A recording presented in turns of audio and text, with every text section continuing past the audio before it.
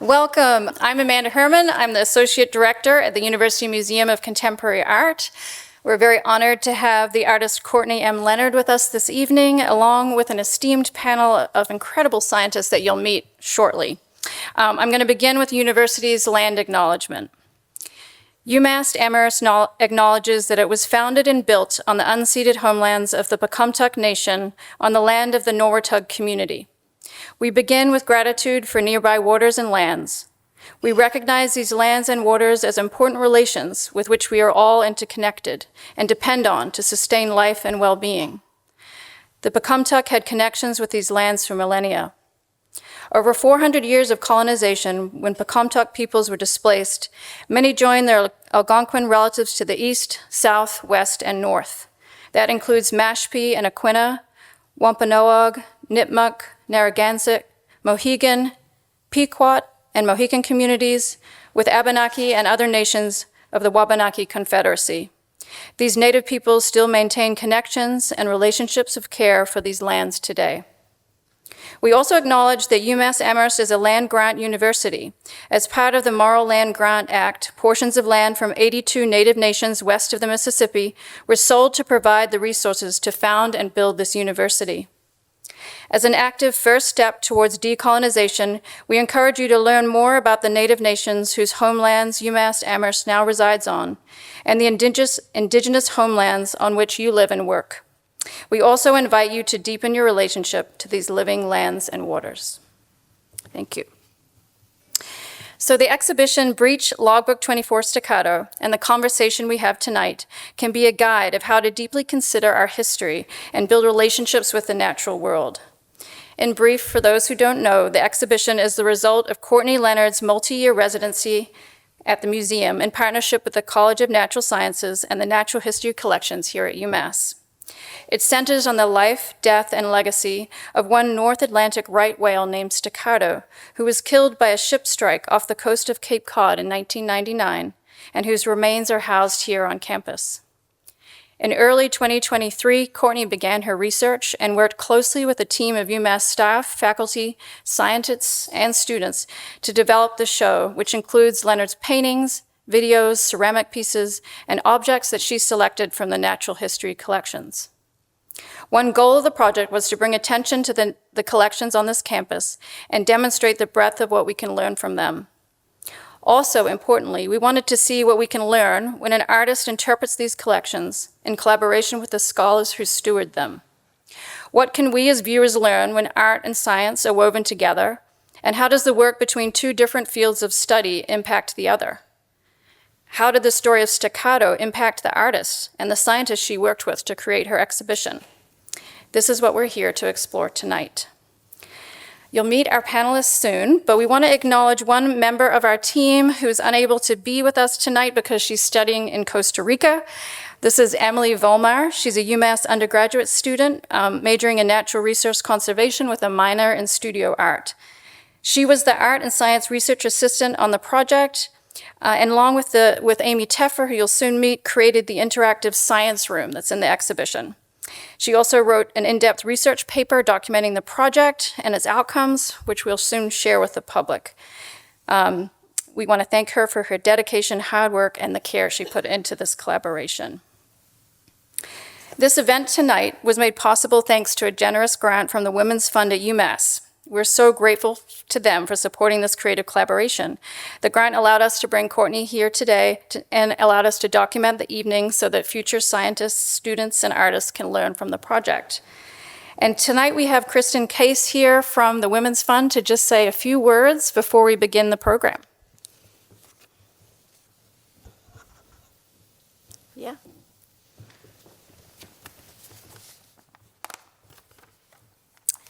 Good evening, everyone. My name is Kate Geis, and I'm an alumna of the University of Massachusetts. I received my BS in exercise science from UMass Amherst, and I got my master's in physical therapy from UMass Lowell. I'm also a member of the Committee of the Women for UMass, aka WFUM, a UMass alumni network, a group of volunteers dedicated to supporting and promoting the personal and professional goals of all UMass-affiliated women, students, and alumni. We are proud to be here tonight celebrating this project and event, as it received a grant from our fund in the spring of 2024. We were impressed with the mission, goal, and impact of the project.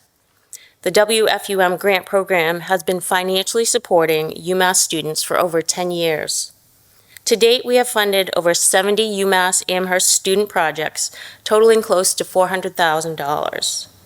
These projects all have something in common. They provide community and support to UMass students, primarily on campus and with and for women.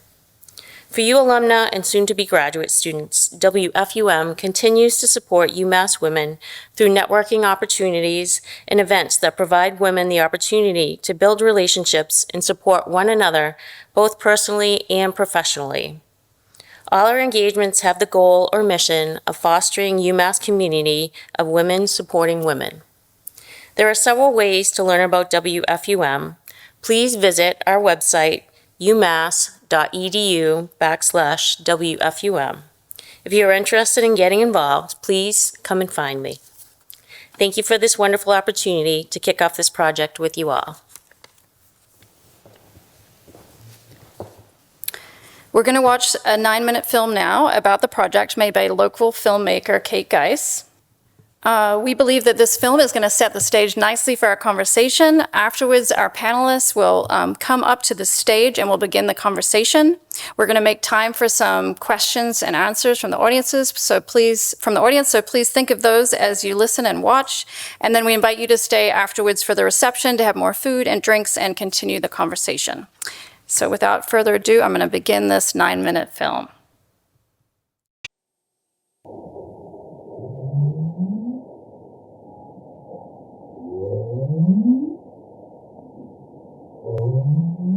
If we're going to save a whale, how far do we consider the life of that whale? Do we consider the life of that whale when the remains wash ashore?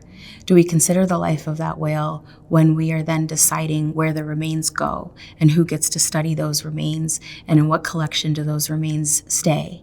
And that all was really striking to me for this invitation, because I am coming from an Indigenous community that if we wanted to have access to a whale that washed close to our shoreline, as did the whale that came into my life in 2005, we had a different protocol of imposition that we had to face.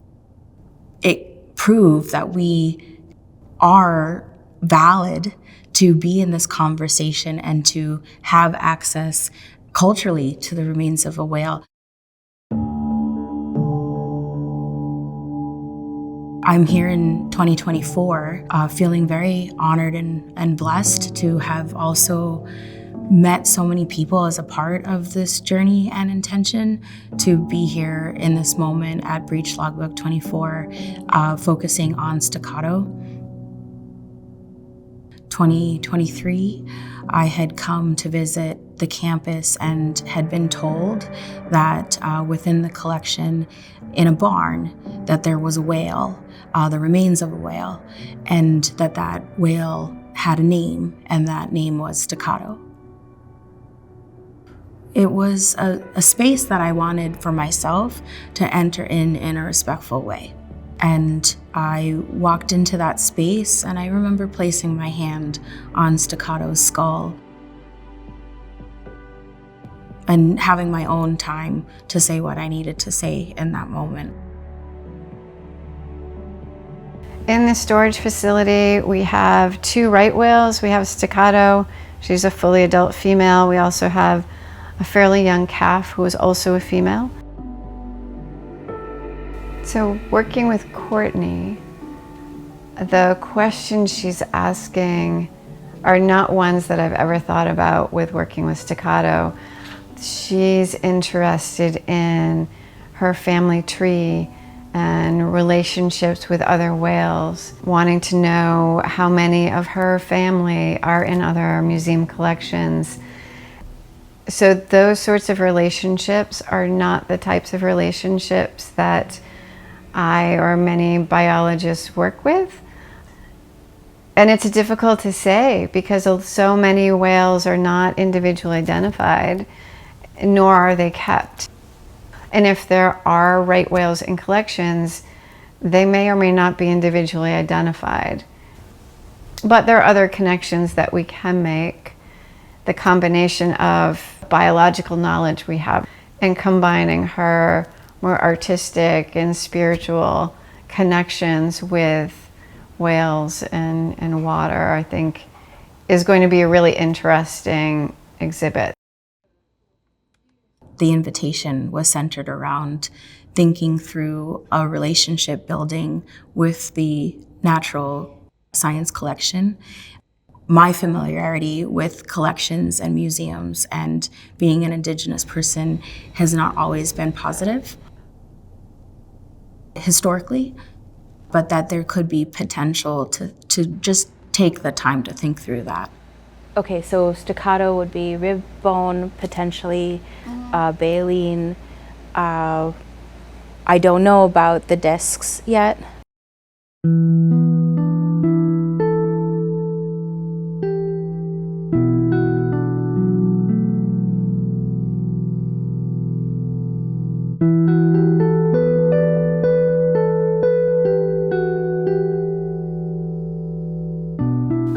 We, in a reciprocal way, use each other.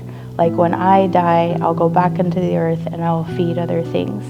And when a whale traditionally was harvested, it would feed a community. And there's reciprocity of care in that kind of balance. This piece, it is a palette of spermal teeth that I fashioned out of clay. I don't have access to the spermal teeth, and a lot of those political issues are tied to the word ivory. Everyone lumps ivory into one political conversation, but it's not the same.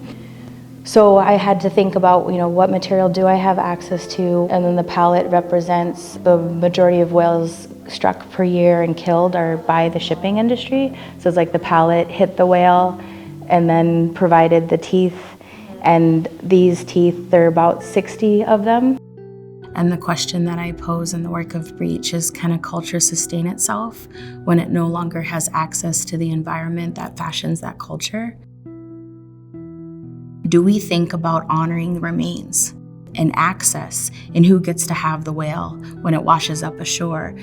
They were all tied to imposition. As I thought about this whale, they had a texture and a froth. And I was wondering what that was about. Was it a disease?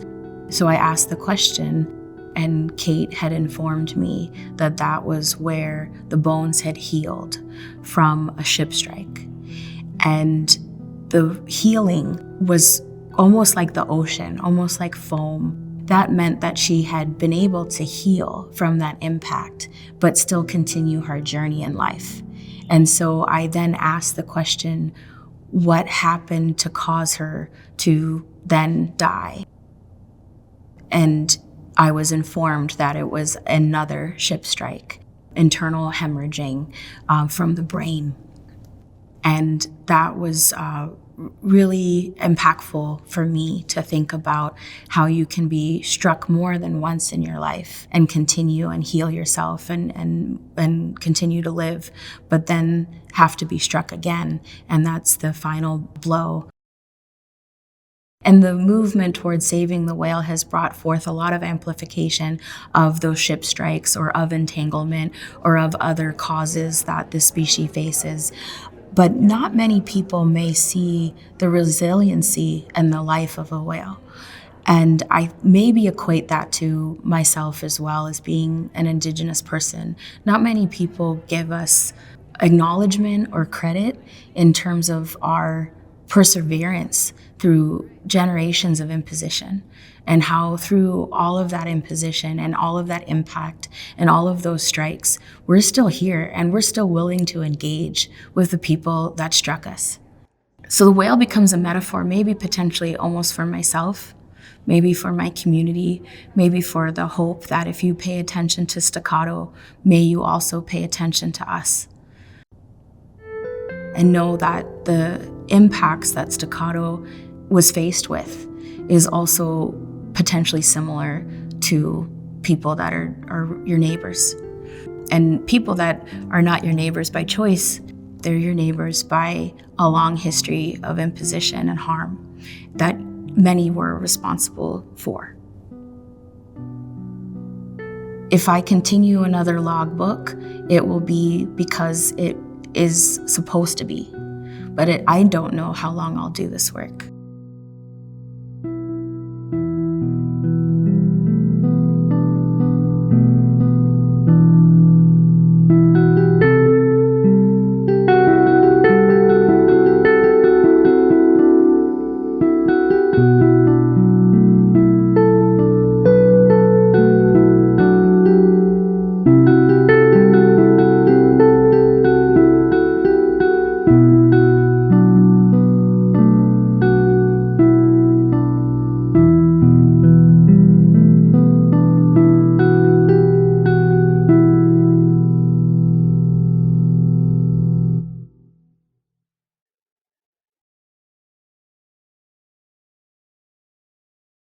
Good evening, everyone.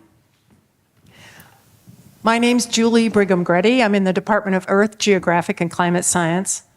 I do a lot of work in the Arctic, and I have a different relationship, also very a sensitivity with the whales and the conversation we're going to have today.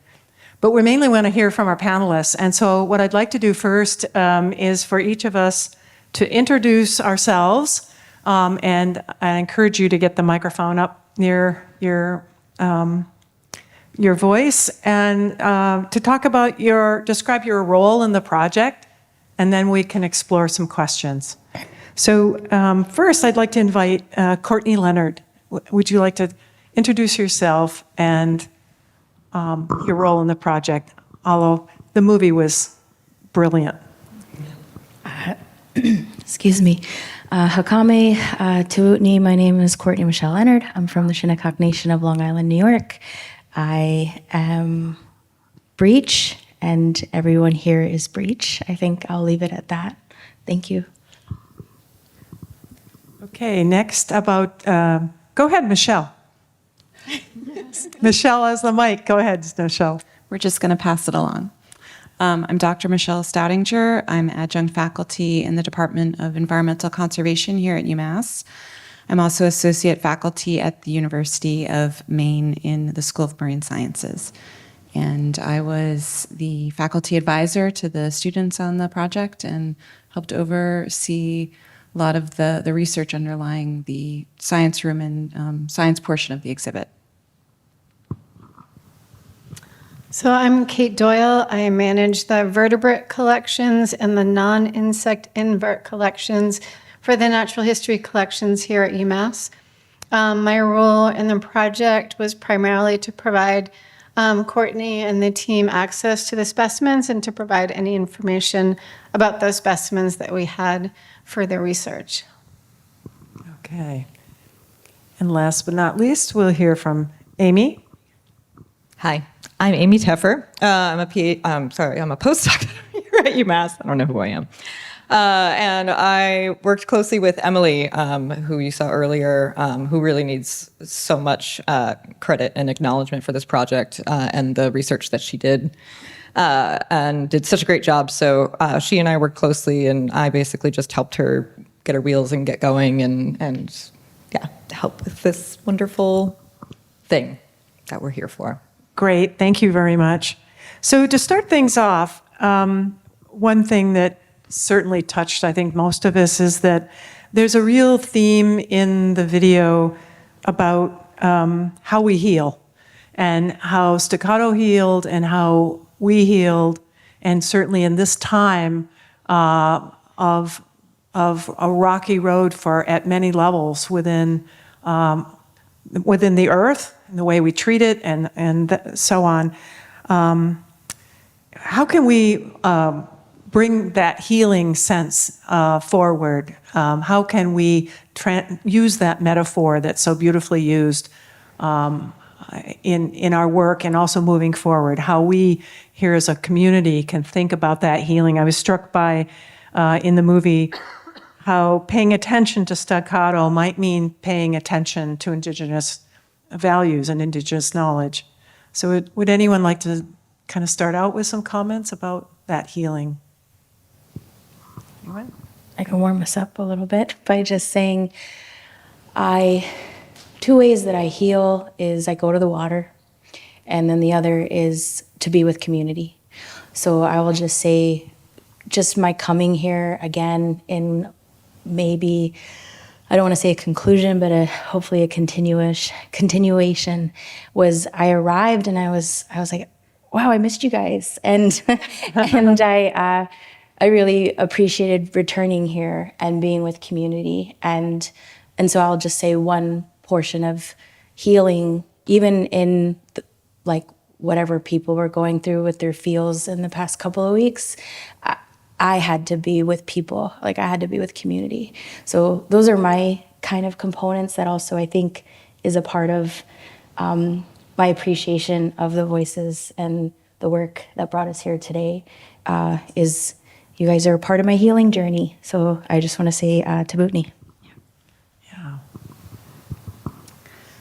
I would totally echo that water is so important, and it's a way for us, I think, to reflect inward, and it's a way to help bring peace. I think in many times in my life, I have wanted to see water, to just sort of find that just peace and and calmness. I'm lucky enough right now to live where I can see the waters of the Gulf of Maine every day. And that's a big shift. I made a big change in the last year. And I've been studying the Gulf of Maine and the impacts of climate change on the things that live in that body of water for over a decade. And so now I feel much more connected to those resources, and I feel like I'm gaining a better understanding of what I need to do as a researcher to help improve and heal those waters. And then the other part is relationships. And I think that the connections that we make with each other and the support that we can give each other when we're dealing with really difficult topics is another way that we can heal and help recover and spread that recovery message. Anyone else? Amy? I'll say a thing. One of the things that really popped up out of this for me is how much this project kind of reflects that line between art, science, and identity. And that's a place that I like to do. I like to focus my work in. This basically captured that healing within that context. And from the science perspective of, I study disease a lot and healing. From that perspective, and what the body does is use what it has in order to fix what's wrong. And I think that this was a great basically image of that, of seeing what we have, digging deep into what we have, and what we have was a community in each other. Yes. So you took me back to when we had this discussion about hormone stress levels for the northern right male females. And I recall in this journey with Breach when the data came out about the hormone stress levels of the shipping paths with the whales during the moratorium of 9/11. When 9/11 occurred, there was a decrease of import and export into the ports in terms of trying to protect U.S. coastlines. That data then was taken through the cortisol baleen and studied to then determine that during that period of time, the stress levels of the female whales had decreased, and then therefore often when that stress decreases, the birth and calf rates increase. I do see that in relationship to us because I probably would have had a lot more kids if I had less stress. So I was just thinking about that in relationship to healing and connection. Yeah, and that was something we talked about. So when you just said that, I was like, oh, I remember at that time. Anything, Kate? Okay. So it's been 25 years since Staccato passed, and she's had quite a voyage. And it's it's interesting to me that suddenly Staccato is back alive because of that presence, and seeing Staccato behind webbing in that barn was quite striking. I don't know how any of you may have felt about that. That was quite striking. And so how can we also think about that, what a wonderful healing Staccato brings to us at a time when, I mean, it wasn't that long ago, we were not acknowledging our land at the beginning of ceremonies here at UMass. So we've also done some healing, and we're still in the process of that healing. So, so we're dealing with this, the grief and loss about an extinct species. I think there's, 350 left? Michelle, can you talk about what's going on with the right whales? I think the most recent estimate is 372 individuals remaining. So this is a species that is, we will probably see go extinct in our lifetime or our children's lifetime. And it's really, incredibly powerful to think that we've caused that. There's a lot of efforts to try and resources that are being devoted to save this species. But it comes into conflict with a lot of the issues that Courtney asked us to pay a lot of attention to in developing the science and understanding behind the exhibit in terms of primarily entanglements with fishing gear, but also ship strikes, disease, and all of this is being complicated by climate change, which is making their behavior and their movements more unpredictable, and limiting our current management tools to be able to understand where and when they're going to be so that we can put those protections in place to keep them from becoming at risk to these things that we do. Okay. Any other comments to make? One question I wanted to follow up with here is, why is it that art and science, when they come together, it kind of works, that it communicates more? What is it about that I've heard that at the COP29, COP28, the climate change meetings that are happening right now, that often the art and the posters and a lot of what happens there communicates more than words do. So why is it that when art and science come together, that it communicates something deeper than just our brains, but gets into our hearts and maybe our gut? Why is it that works? They communicate? I think it's rare that I meet a scientist that isn't in some way an artist and vice versa, which I think is interesting. And I think it's kind of the way that our brains kind of flip-flop back and forth and make sense of the world. And I think that in those contexts, especially of the heavy work that we did for this project, and a lot of people do for work in climate change and work in human disturbances and ecosystems and species loss, it's heavy and you need a valve release. And so I see art in a way as sort of that valve release for the very objective scientific view of things. You can then basically remember that we're all human and we can feel the impacts of those unfortunate truths and facts that we're looking at. And Emily actually put it really well, where she said, like, she really appreciated when we would say, "Are you taking breaks?" Because this research is very powerful and impactful. And part of those breaks for her was art, and I think for each of us. And so that, I think, is a big link between those things. It's a common thread. Kate, do you want to say? I watched you paint the walls of your small gallery in Morrill so that it would amplify the specimens. So clearly this resonates with you. It does. So I spent the summer renovating a small room in Morrill as a permanent rotating exhibit space to showcase not only the collections, but to an interdisciplinary way of presenting information and tying our specimens together.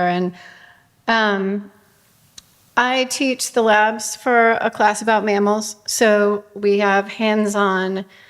My students work hands-on with skulls and bones every week, and looking at form and function, how that relates to their diet and their lifestyle and all that. And you can read about it in a book, you can see it in pictures, but until you see those students pick up these things and turn them around and really think about what it is they're looking at. I mean, they're very artistic sculpturally. Like if you look at a skeleton, it is a beautiful form, but they really, I think it's much more impactful when you can reach out and touch it and see how it relates to you. And I've been pushing really hard to bring a lot more outreach and interdisciplinary spaces onto campus with our collections.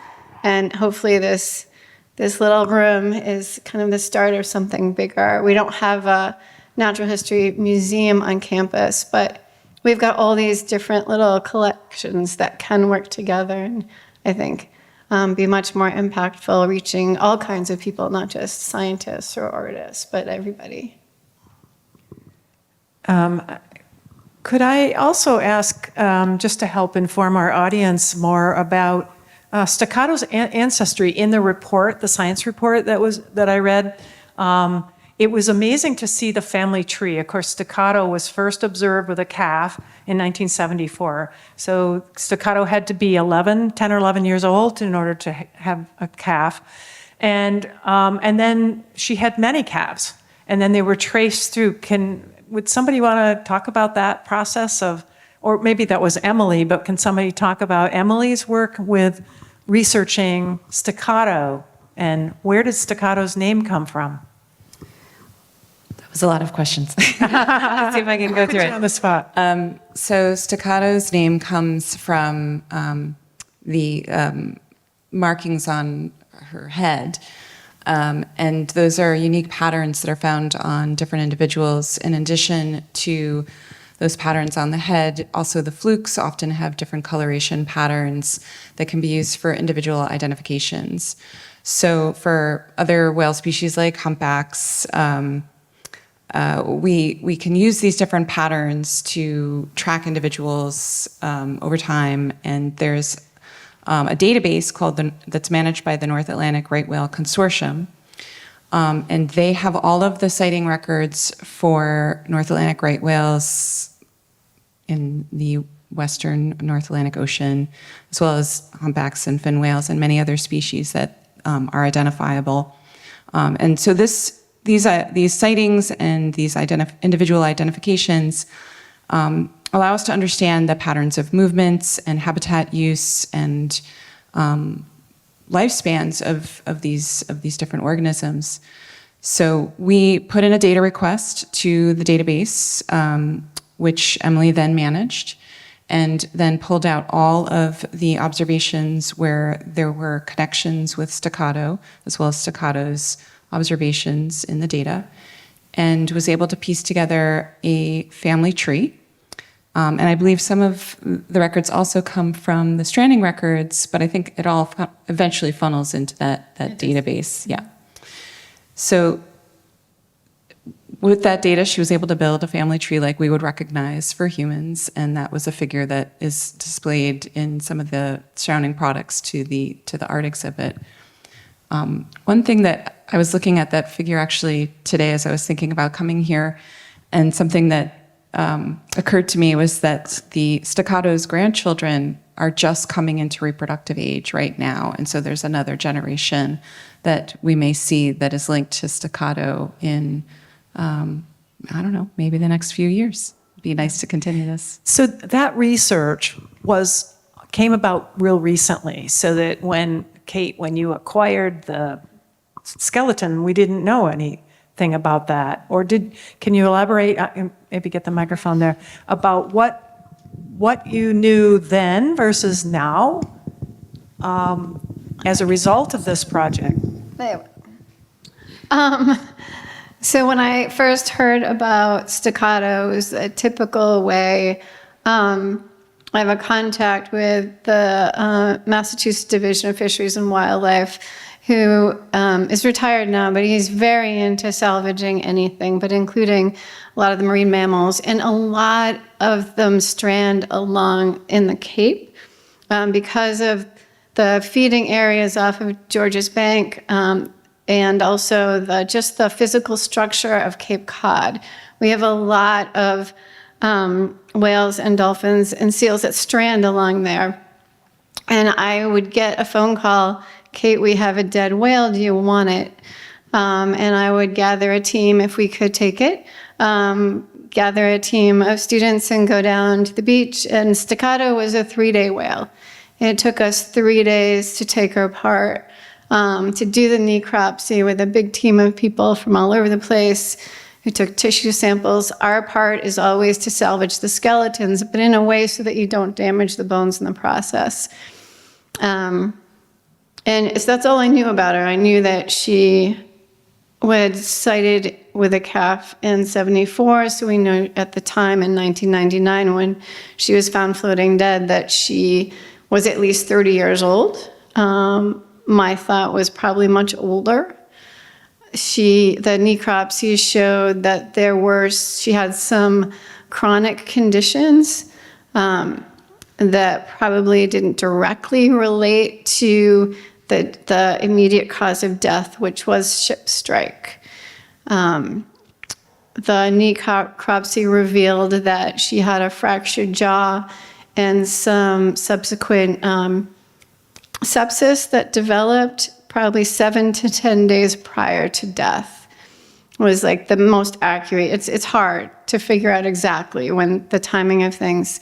So then we bring the skeleton back, we put it out in a pen, cover it with wood chips, shavings. Whale bones are really oily in life, so you need to pull that oil out of the bones, and then they become quite light.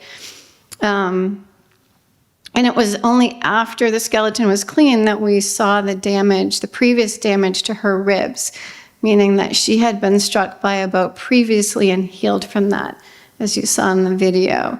And then the second collision is what ultimately ended in her death. But that's pretty much all we knew. And then once I had her, her identification number, found out about the database, then I was able to start pulling out information about her family tree and her habits. Right whales have their calves along the Florida and Carolina coast. They go up to the Bay of Fundy to feed, but they hug the coastline, so they are in imminent danger of getting hit by ships because they're crossing shipping channels all the time. They sleep just underneath the surface. Most whales don't respond at all to the sound of ships being a threat. Whether there's just so much noise in the ocean, they can't parse out what might be something to avoid or not, or whether they can't figure out how do you know? You hear the sound of the ship, how do you know where it's coming from or going to, so how do you avoid it? As Michelle said, there's all kinds of programs now to try to reduce these risks. It's a really complicated problem. Taking Staccato, a full breeding female, out of a population that has such a low reproductive rate and is really slow to recover had a huge impact and still does on that population's ability to recover. And every time we lose a female, it's the same thing. So I didn't know a lot at the beginning. I learned a whole lot more about her and her family over time. So how did you find each other as a group, as a collective? How did that come about? Can you? I think I can answer that while also jumping in a little bit on this discussion of family and kinship and questions. So often science is stemming from a question. There's something that comes and is then pursued, and the question that came about is, who is Staccato's family? A part of that came about also in relationship to the history of protecting whales, which then ties to why we have a database and why whales have humanized kind of language names. So as a part of this pursuit, one of my questions was wondering like who her parents would be or who her grandparents might be. In relationship to the Save the Whales history, the database that we worked with did not exist to be able to go back in that time frame. So we had to move forward with the calves and finding out who they are. I just share that in this whole relationship of metaphor and humanization, which was how we started to meet one another in this pursuit of the questions. Not every whale gets a name, but every whale, to a certain degree, that is cited gets a catalog or number system. So some of the questions I had was, do we care for all whales? Do we care more so for the whales that have names? There's not enough that we know, but where can we go from in this kind of collective work and collaboration? And then also, I understood that people wanted to save whales, but I would also just ask everybody, like, who's your cousin? Like, I don't know how people weren't thinking more about the family relationships of whales. And with these studies, it also affirms a lot of what Indigenous people already knew. Whales are clan-based. They speak amongst their community. They have their own dialect and language. They could tell who's the New Yorker and who's from Cali. So I think that there are some things that are science, but can also expand upon our human relationship in protecting the species. And then through these questions, also through the invitation from UMass Fine Art, from this call to, will you come? Then it was kind of, I don't know you guys. I didn't know your community. So how could we build connection? And so that connection was very much built from my experience through asking the questions and then Amanda and others pursuing who was around to help build the answers to those questions. So I think having time is also very important. We don't get a lot of time in our lives to connect and to collaborate. And I don't think this work could have been done if we didn't start 2 years ago. And everything was like asking a question and then leading to somebody else, and then that person being willing to open up space in their time and their schedule. Like I can't not negate how much time you all devoted to this project to be able to lean into this question and work together. So I deeply appreciate that. But that's a segue into family, a segue into history, and then a segue into connection. Yeah. Good. Okay. So let's see. The data from this project are going to live on beyond the exhibit, and we're going to have the archive of this film. Are there other things that we can learn from this project for other like specimens, other kinds of future work?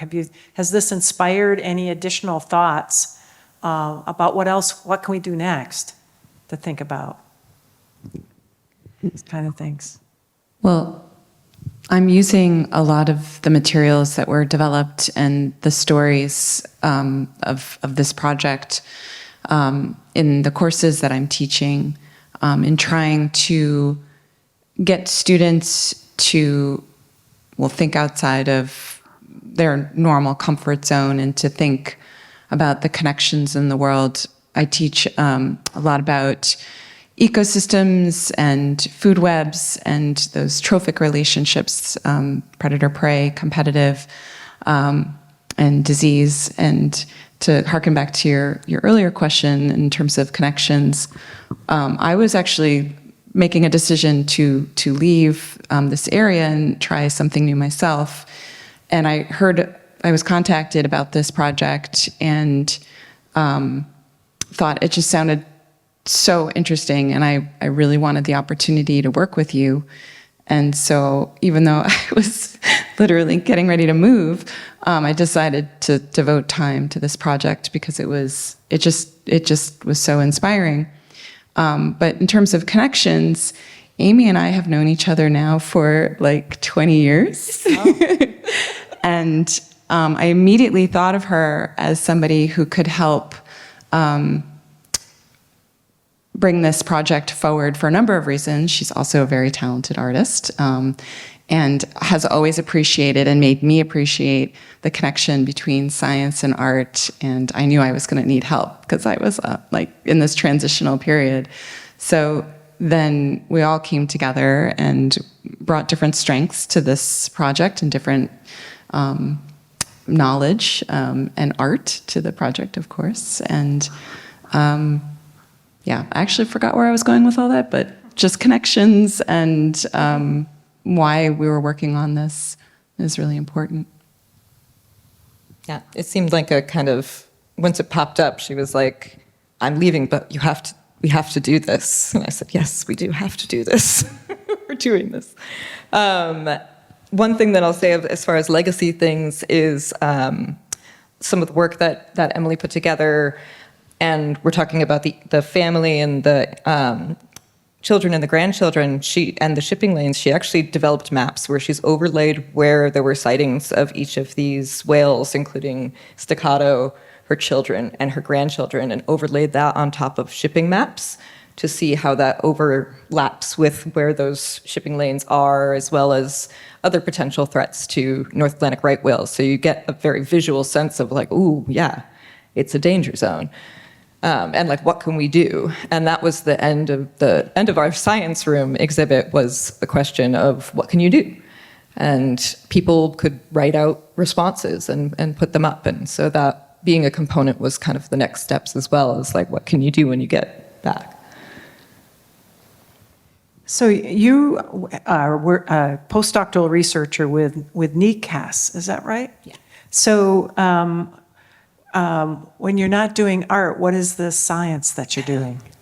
I do a couple of different things. I work with, so the Northeast Climate Adaptation Science Center does a lot of partnerships with different agencies, and mostly I center in fish, but we'll branch out to a whale occasionally when the opportunity arises. And so that work involves a lot of working with partnerships of people who occupy that space and use those, basically use that land, use that water, interact with those species. And so we do work with a lot of coastal tribal nations. We do a lot of work with different agencies that operate along the coast, different universities, different spots, and trying to come together with very different perspectives to find ways forward in a climate change sense that are going to be basically help us to adapt to the changes that are coming and already happening. And so developing those basically plans, strategic plans to kind of get through those challenges and how we can all come together and share knowledge to move that forward. And my job within that is a lot of sitting at a computer and doing math. Sometimes writing some papers and such, but it's basically utilizing a lot of knowledge that's been collected by a lot of different people.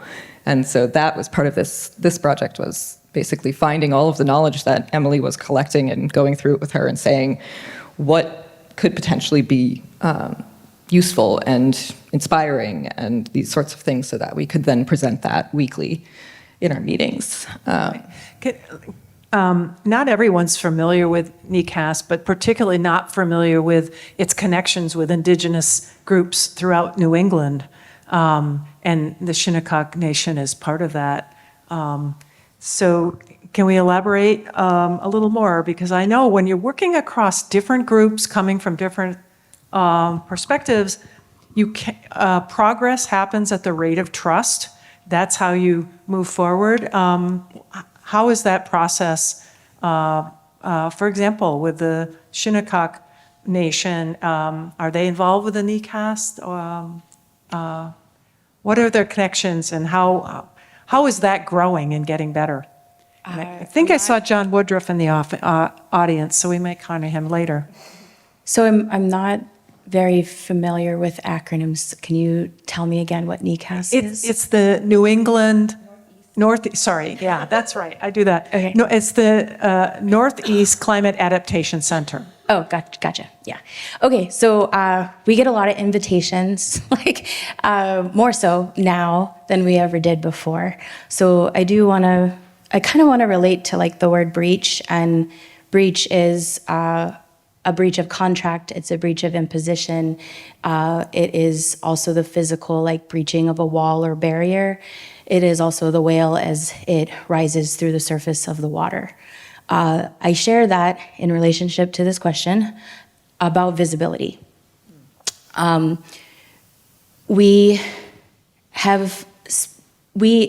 components of like land acknowledgements, land back, indigenous knowledge, the language that some people may have familiarity with now is not something that I grew up with. However, our community has actively been caring for our environment and our waters for generations. So I don't want to negate the family who have passed away, who have been a part of this work. So I also share that there's a lot of labor involved with this when you are a small community, but it is not labor that many of our community members are not familiar with and not like wanting to put their life into it to continue to do it, and generations. So we have an environmental department. Siobhan Smith is the director of our environmental department. To my knowledge, so I don't speak about things that I don't know, I will say that we, also just some background, we had fought with the US government for recognition for over 50 or 60 years. So many generations of people who fought in those law cases had passed away before we received federal recognition on October 1st, 2010. The whale is federally protected, so that's just a segue to kind of the science collaboration connection, is that we've always been doing the work. However, people leaned into opening up space for this in my lifetime, I would say within the past 7 years or so. So I'm happy to see the collaborative interdisciplinary components, but when you're a community of small people, there's only so many projects and so many things you can take on, and maybe there's missed emails unintentionally, but our people are doing this like every day, and we don't get to step out of this work, because if we do, then it affects who we are and our continuity. I do see that relationship to like species too, when we're here talking about a whale, talking about staccato. But I mean, there was a flying fish in the exhibition, doesn't have a name. There were also, I would like to acknowledge the healing component that included the herbarium collection within the staccato space, which for me and my community comes from how do we gather, how do we heal, where does our medicine come from? And so there were cranberry seeds, there was the Kauri tree, which is from Aotearoa, from Maori community, that introduced me to their relationship to the whale, and that tree that has lived for thousands of years and is having a die-off issue. So NCASC, I think I probably might have received an email of maybe joining that, but I don't know who in my community has worked with that specifically. My sister works in Indigenous law and water policy. Her name is Dr. Kelsey Leonard. My brother, Paul Leonard, is a deep sea diver and worked at the New England Aquarium as a penguist for 10 years. So we are Shinnecock. That's we're people of the water, and we got nowhere else to go.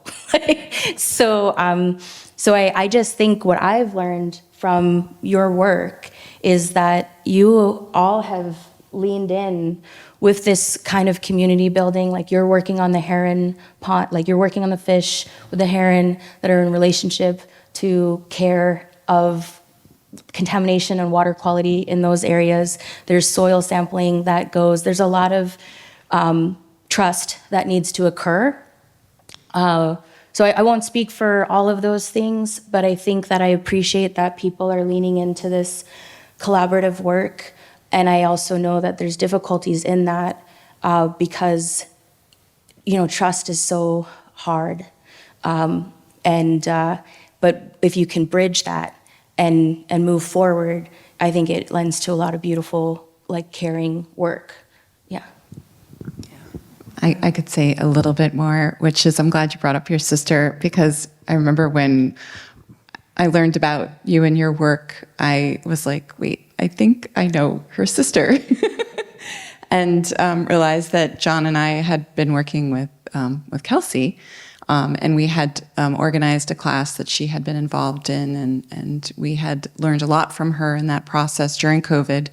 And we had showcased different Indigenous scholars, and I'm still using some of the papers and her paper on the wampum framework in particular that she wrote, that we learned about through that process. So I think, again, thinking about connections, and yeah, trust is huge. The NCASC is a consortium. It's fairly high level. It thinks very broadly, and it is trying to engage a lot of different communities and management practitioners to achieve these larger goals to combat climate change. But it's really hard to find the right balance, or rather there's like a tension between doing broad scale change and then meeting people where they are on the ground. And so that was another reason why I thought this project was like something I had to make time for, because I really do feel like those individual connections are how we sort of get to know each other, build our circles, do the good work, and then broaden it out from there. And it's like, is it top down? Is it bottom up? I think it's both. But yeah. I'm also glad it's not called the New England. It's not called that, right? No. Northeast. Because most of the time when I grew up, everything was New England, and then Long Island was like left out. And so I was, the way I grew up, like, we're coastal people, so we go up and down the coast in our relationships. So when you're not included in a New England conversation because you're on an island, but literally, like, it's Long Island Sound, it's the Hudson River, it's Connecticut, it's like, we're connected. So hello, and and then the other thing was about water. So I don't want to say the grass is greener on the other side, but the introduction you gave today, Amanda, was more expansive in an acknowledgement of place and history than I have been accustomed to. I say that in a positive move, also in a connection to water, and also that we didn't, we had like territories per se, but not in the language of American, like Western language. So people, just like species, moved with things that occurred. If there was a volcano, you didn't stay where the lava was, you went where you could go. We had conflict amongst communities. We weren't all one kumbaya Indigenous society. So I do share that, because I think sometimes when people are talking about land back and territories, they're missing the fluidity of water connections amongst communities, and that water allowed us to be amongst one another and build respect and care for one another, or conflict, but we were not in like a reservation boundary space. So I also find in this movement towards land back and land acknowledgements that there's also some hesitation I have that people are leaving people out while claiming territory and space and acknowledgement. And it's not to negate people that have history to that place, but there were many people that had history to water, rivers, and connections. And I just caution people in this work that is positive to not negate those nations that were in collaboration and existence together. And that becomes difficult. And also, I think, to speak to art and science, why we have the science room is we needed to have a space for accurate data that was scientifically like cited and acknowledged. Because as an artist, you get to kind of do whatever you want. Right? I mean, yeah. So creative flow. But as a scientist, you got to stay in like this protocol and permission zone, and it can be very difficult in a system of capitalism that you have knowledge that sometimes cannot be shared until you get to publish. There's a lot of different frameworks of competition that people also don't talk about in this good environmental work. So I acknowledge the frameworks that you all have to work in, and how there might not be the same shared space of freedom to pose crazy questions or navigate in the ways that your heart would like you to with the time and support systems that you have.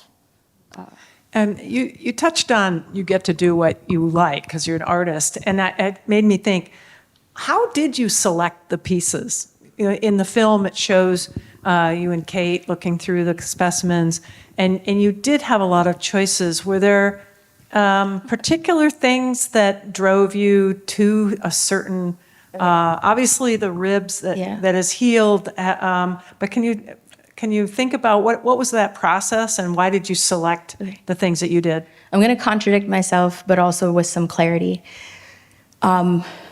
I do believe artists get to do what they want, but I feel for myself, I'm a Shinnecock citizen, I'm a mother, I'm a woman. I feel like there's certain things for myself that I hold responsibility to. So although I feel that there's some freedom, I also feel for what I choose to do and enter into, that I am holding myself to an obligation of responsibility in a way that maybe some other artists are not. Choice, responsibility, and humanism was something that I think shared a little bit in the video, but we still have relatives, our remains of our relatives in museum collections, human remains. So our community is fighting to repatriate those remains. And I really thought about that in the idea of humanizing a whale and my responsibility, potentially in our conversation about could we find funding to fully articulate Staccato's remains to then have Staccato be more accessible on campus for people to see. I go for it in that responsibility of how UMass wants to be a steward of the remains that they have, whatever species it is. But that was not my responsibility to take on. I had to find that space of like, okay, what are you taking on, Courtney, and where do you want to lay your name to? And I did not feel comfortable articulating Staccato's remains as a part of an art show. So I did feel that visually and in the question that rib bone was it. It was enough to give information. It also has parallels to like how we honor things, how we lift things up, and I don't know. I mean, depending on like your religious framework, there's a whole rib bone thing with like Adam and Eve, and so I was just thinking that there were correlations to what we honor and what we pray with. That was enough. Then the other decisions were just thinking through that, like what is the relationship to this question and this space? So the flying fish, it came from when I was looking at whale logbooks at the New Bedford Whaling Museum, and there was this pattern inside one of the folios of the pages of the logbook, and I had asked the gentleman there at the library, what is this? So just ask some questions. And so he responded, it was the pressed wing of a flying fish. And it was the oil residue that was in that memory of this logbook. And so I just thought about my community members who were hired on to the Yankee whaling industry, and that was another logbook that I ventured into, the logbook Kaleo. And I just thought about what we see, like what are we taking an account of and what are the correlations and the layers of connection? And then that made sense to be in Staccato with witnessing and healing. The vertebrae and the scale of Staccato was not one that we included the vertebrae, backbone components, the discs of Staccato. We did not include Staccato's vertebrae because they were an oval size, and I was thinking about circles and moon cycles. And so the calf that was next to Staccato is the vertebrae that you see in the exhibition that has an overlay to like the cranberry bog colors that were chosen. Then the video that you took or your colleagues took when Staccato came is in an overlay of the video that you see in the exhibition that is about matriarchs. And the sound that is playing there is an honor song. My grandmother passed away on January 12th, 2024. And then I came to install right after we buried her. And I'm still realizing why communities have a year of mourning. And species mourn, not like, so I think there were some overlays of decision making that really centered around motherhood and healing and medicine and gathering and the baleen is also about scale. Like when you were talking about data visualization, I don't know if you guys use the word microaggressions anymore, but they were popular like 10 years ago. I grew up with people saying, why don't you just get over it? Like that was so long ago, why don't you get over it? And now we talk about generational trauma, and then we have the data for the hormones and all that kind of stuff. But growing up, I could never explain to people, why won't you listen? And they would diminish what we were trying to say. Visual data allows people to see scale. Scale allows people to lean into care, because when they realize how many microaggressions over generational time add up to why you're like, I can't get over it, because it's still currently happening, is the way that you can include science to create communication, to hopefully create change and healing, maybe. Yeah. That's great. I'd like to now open it up to questions from the audience. And I don't know, Amanda, do you want to take one of the mics and run around with that, or have people come to a common microphone? So does anyone here have some questions for any of our panelists that they'd like to ask? Anyone? Here we go. Thank you. My name is Mike Medeiros. I'm in the Studio Arts program. And so I'm from New Bedford, and I got to experience the Whaling Museum exhibit as well. And I'm curious to hear how you continue a project like this over so many years and build upon it. And what's your kind of approach to building upon something like this with so many different facets and, that interact with one another? I teach a class called The Art of Water. It is a play off of The Art of War. I do think that the frameworks that I work in are a system of war and imposition, even though it might be in an art space. Or maybe because it is. So when I grew up, because I'm Indigenous, there were certain frameworks that people would assume. Like, if you're working with clay, do you dig your own clay? And do you hunt buffalo? And there's no buffalo on my island. And also, what difference does it make? All clay comes from the earth. Why is there a hierarchy if you're doing tradition? It's an interesting thing. So these are things I grew up with. And I also found that because I was Indigenous and an artist, people would want to over-label, contextualize the work. And they wanted everything in a label.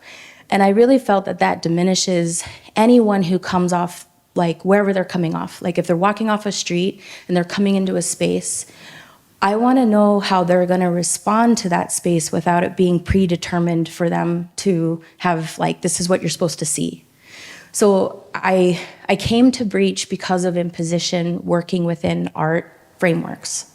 I had the opportunity to have an exhibition. I was responding to the time when we didn't have access to a finback whale that washed ashore, and Also the overlay in like 2015, 2016, when in Europe they were taking all of the ivory from the royal collections, and then they were placing it in a courtyard, and then they were crushing it as a stance against the elephant ivory industry and abuse and poaching.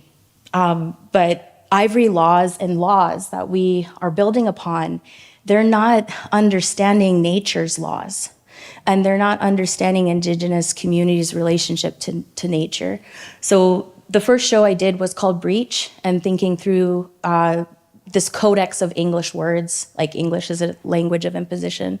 And then that show was done, and my husband's an artist, also, his name's Frank Buffalo Hyde, and I came home and I had an opportunity for another show, and I didn't think that the question, I didn't think it was done. And I said, can I call this Breach again? And he said, you can do whatever you want, you're the artist. And I was just like, yeah, but they're not gonna get it. They're not gonna understand why it's still Breach. And so then I had to figure out the question that I'm doing. So can a culture sustain itself when it no longer has access to the environment that fashions that culture? And then I was like, how do I keep Breach but keep the journey? So the logbook language came in, because the logbook is a visual account of what you're seeing on a journey.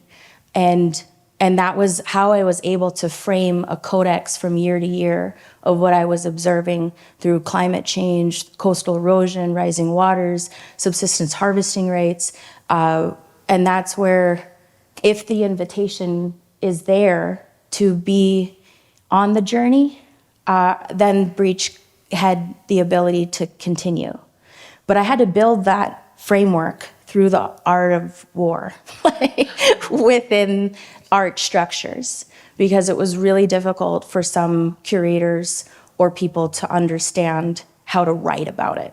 And also because I worked with clay, they couldn't understand if I could work with anything else. And I've always worked with everything. So I needed to set up a space where I could freely create without imposition. And I wouldn't have come to it without imposition. So that's how it happened. Yeah. Another question from the audience? Thank you so much. And my name is Bo, and I really appreciate that you have an exhibit through this last semester and this semester.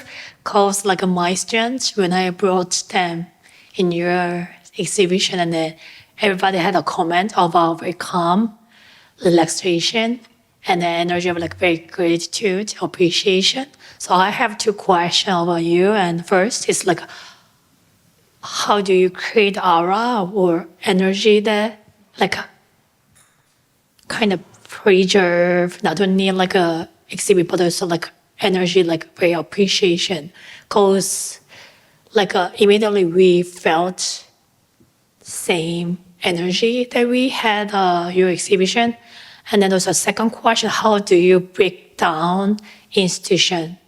Because you have a lot of partnership with others, but it's very challenging bring corporate science or museum or a government break down and bring it.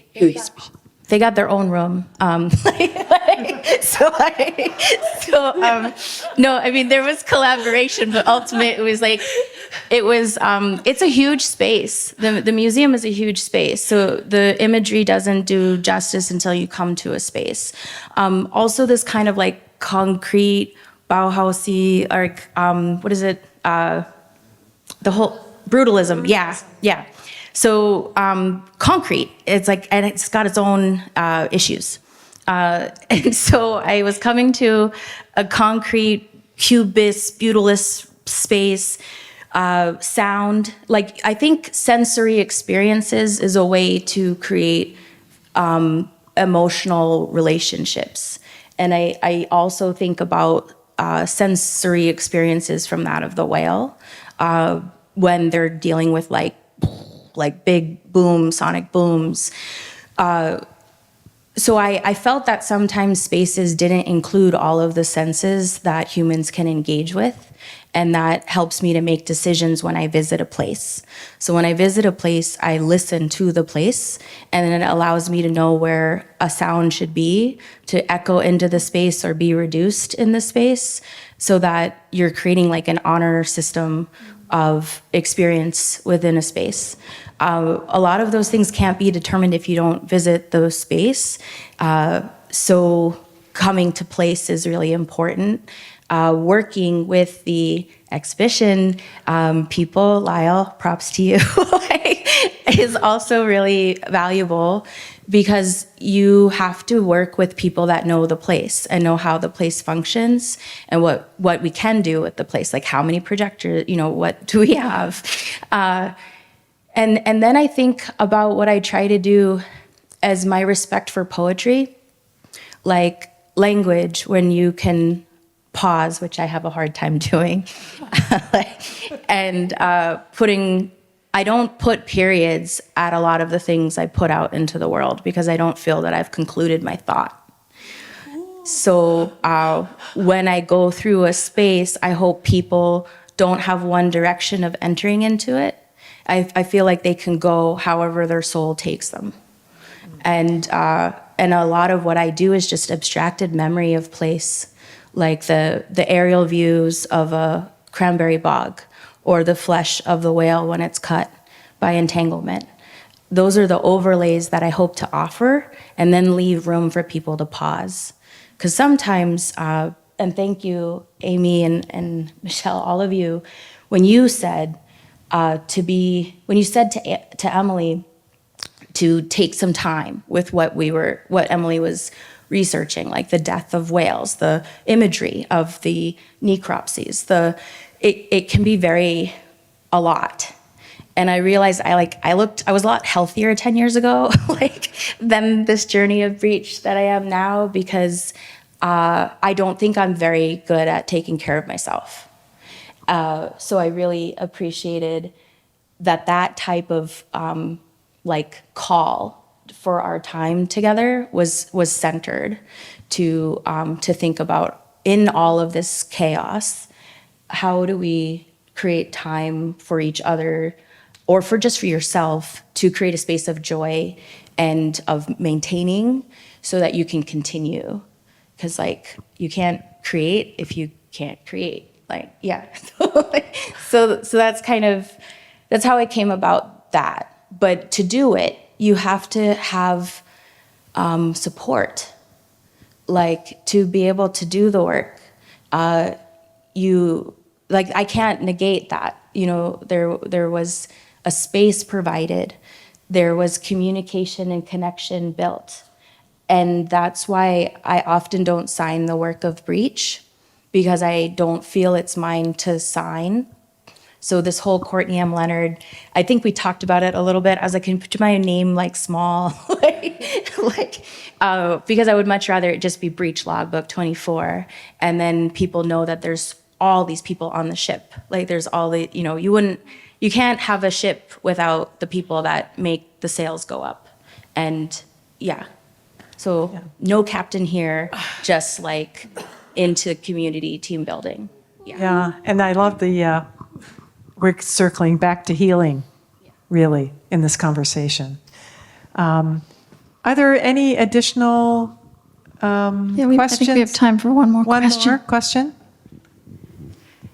Thank you so much to all of you.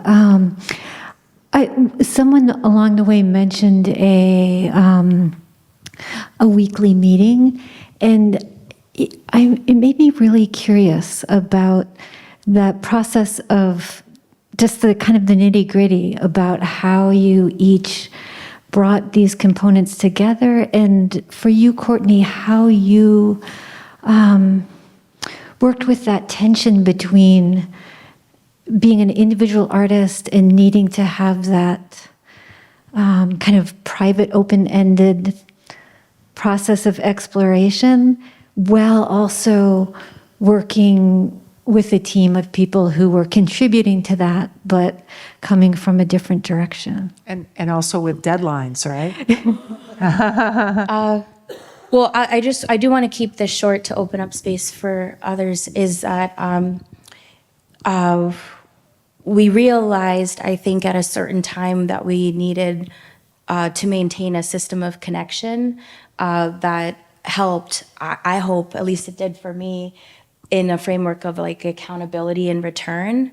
So the weekly or bi-weekly check-ins were a way for us to reconnect and build upon the questions that we were mutually pursuing to understand how this would work within the framework of Staccato and the exhibition. So I think that, I hope that people felt that they could share their work and their voice and their concerns, so that I could, at times, so like there were certain concerns of the science component and the responsibility to the science component and the entities that were attributed to the data, and making sure that it was within that accuracy framework. Upon hearing that, I realized that that was a space that I wanted to honor. Those were concerns I wanted to honor, but that I felt that in a way, the best way would be to lean into the space, that it's huge. It doesn't need to be taken up all by the Staccato component, but it can be in relation. So the science room, the curatorial work and research, that's where that kind of framework came in. So then we kept checking in, and then also Emily, I learned about Emily's work, but I can't remember how, but Emily's work was thinking through migration and a student incorporating art and science. And so I was really happy and intrigued to be in collaboration with a student, but then the student needed mentorship. And then I think that was kind of built. Yeah, so I'll leave it at that. I think for me, it was just good to be in connection, in consistency, to then lead towards common goals and respect of each other's practice and research. Yeah, I think community builds trust, and that builds that collaboration that you're speaking about. Do you want to make one more comment, and then we should I can add a wrap it little up? bit, but I think that the strength in community and the strength of each of those connections that you make are about those connections and how they're formed and the nature in which they're formed. And I think a lot of that was Courtney's willingness to just completely like lean in. And, you know, we had some pretty just very powerful conversations. And so we'd have these bi-weekly Zooms, and then Emily and I would meet right after that. And then Michelle and I would meet like after that, and then we'd all come back together again. And so it was this sort of like iterative knowledge sharing, question asking sort of thing. And then, I don't know, it was a beautiful organic process that I think was one of the best that I've had. I just wanted to add that those meetings and the process that we went through was not, I think, a traditional science plan. Like normally we have a protocol, or we have a proposal, or we have some sort of like just a plan on how we were going to approach this. And that was like way out of my comfort zone to be like, we have no idea how this is going to go. We are just going to meet with Courtney every week or every other week until she tells us the direction that this project is going to go. And whatever is on her mind and whatever she wants to know, we'll just go and find the science to support or contradict whatever it is she wants to do, or validate it, or whatever she wants. We will just do that. And so that was pretty wild. Staccato is a note within a compositional framework, but sometimes you don't know where the next beat is supposed to come until you know what the response is. So you have to work collectively, because we would ask these questions like, who are her kin, like who are but then also so there's a choral reef component that's in the exhibition that I don't even know how, I think I was thinking of, sometimes not many people know that collections, there's like 99% of collections are unseen by the public eye. 1% of a collection is on view, and often that is determined by a curatorial eye or committee. So we're not seeing everything that exists, and the same thing for like what's in the water and like and what's elsewhere. So sometimes the decisions was just having the invitation from Kate to meet in the space, and then this call and response of like, what is this, Kate? And then Kate telling me and informing me. And so I really felt the shape of that coral reef reminded me of our traditional pots in our vessels, and I felt like that needed to be in this space in a relationship of the shells and rebuilding coral reef and that kind of thing. So yes, I took you guys on a journey where we had no place. and you guys were willing to go with me. So I appreciate your trust in that. And the space that you opened up for. But yeah. Okay, so I think with that, this is a perfect place to end. And I want to thank you. I want to first thank our panelists here this evening for that, and also thank all of you for coming. Amanda, would you like to have a closing comment, please? I wanted to, of course, thank everybody here tonight for talking through this incredible project and really inviting us in to learn more about how it came to be. I did want to just point out that, again, thanks to the Women for UMass for their support.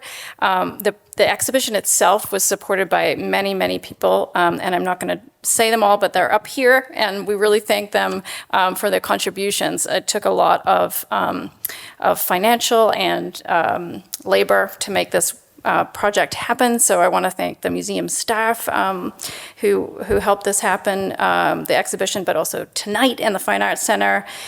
And I want to make sure that if you haven't seen the exhibition yet, that you make a point to see it. It's up until December 6th. And I think maybe this conversation will allow you to see it in a new light. I want to just say that we've had thousands of visitors to the museum over the year, from English students discussing morals and ethics to conversations with students from women, gender, and sustainability departments, folks from environmental science, psychology, biology, art, and high school students who are studying marine science, art, and ethnic studies. But I just want to mention that we've also had multiple groups of UMass nursing students come in, and those have been, I would say, like the most powerful moments for me to watch the transformation in them. And many of them have been moved to tears when they learn about the rib bone and the fact that what we're seeing is visual evidence of this past ship strike, and it's bringing home to them this idea of the trauma that is inside of many of us that you cannot see with the naked eye. So I think that has been a really beautiful series of moments with those nursing students and how it has really impacted them.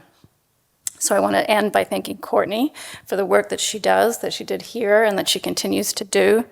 And I'd love for us to also visit the UMass Natural History Collections exhibition. This is the Kate referred to it briefly in the beginning, but this is another opportunity to go see some really incredible specimens that are in the collection here at UMass. So thanks again for being here. Thanks, everybody.